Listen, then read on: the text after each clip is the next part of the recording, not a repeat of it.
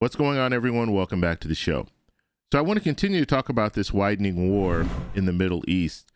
And we got information yesterday that the U.S. will be sending another ship off the coast of Israel.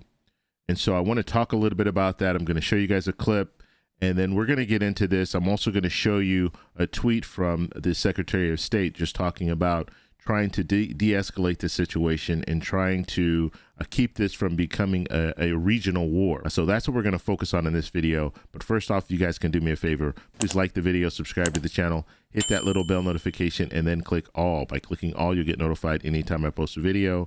I do daily videos here, so by clicking the bell notification, clicking all, you should be getting updated every day. And just a reminder, thank you for your support. I really appreciate it. And if you'd like to follow me on Twitter and Threads, you can at the TEC Show Live. Okay, so I'm going to show you guys the clip first, and then we're going to take a look at the tweet from the Secretary of State. Here we go. Thanks, Wolf. Tonight, another U.S. military ship heading towards the coast of Israel. Pentagon officials tell CNN they're repositioning a Marine Rapid Response Force in the Mediterranean to be closer to the conflict. The move comes amid fears that the Israel-Hamas war could widen to include other countries. CNN's Oren Lieberman is reporting from the Pentagon for us. Oren, what are you learning? Jim, we've been watching very closely the USS Bataan and the 26th Marine Expeditionary Unit, a Marine Rapid Response Force that has a number of mission-essential tasks, including special operations and, crucially, a non-combatant evacuation, known in military lingo as a NEO. Over the course of the past several weeks, it's been in the Middle East. It was initially making its way toward Israel, but it was supposed to be off the southern coast in the Red Sea. According to two U.S. officials, that plan has now changed. It is still in the Red Sea, but now on its way north. It will go through the Suez Canal and into the Eastern Med, putting it very close to Israel and Jordan. This, as there is already a carrier strike group there, the USS Gerald R. Ford carrier strike group, and then the USS Dwight D. Eisenhower, which was initially heading for the Eastern Med, will be there for a bit, but will then make its way down into the waters of the Middle East. In fact, that is where the USS Bataan and the Marine Rapid Response Force are coming from. Now, why is this significant, other than it is an overwhelming show of force and a message meant to deter Iran and Iranian proxies from getting involved in this?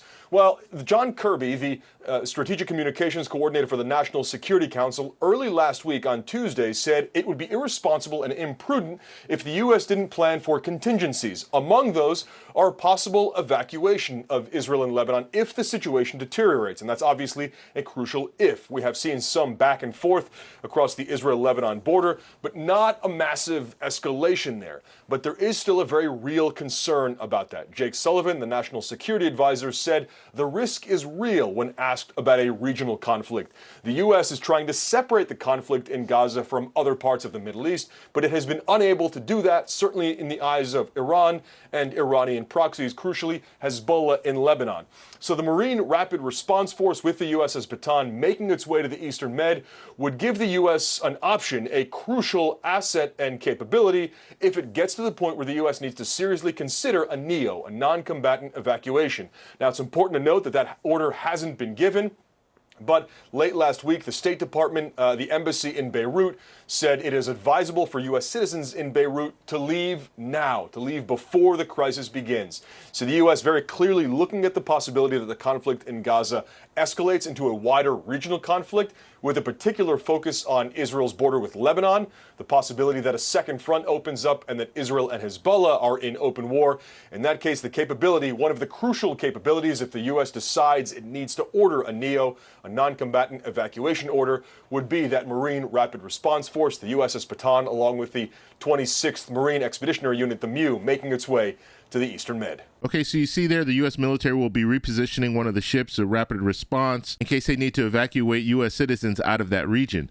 So I'm telling you, things are picking up. The fact that they are sending these ships and they're planning for the worst is something that we should be really keeping our eye on. Now, let me show you, I'm going to show you this tweet. And this tweet was posted yesterday, so Sunday.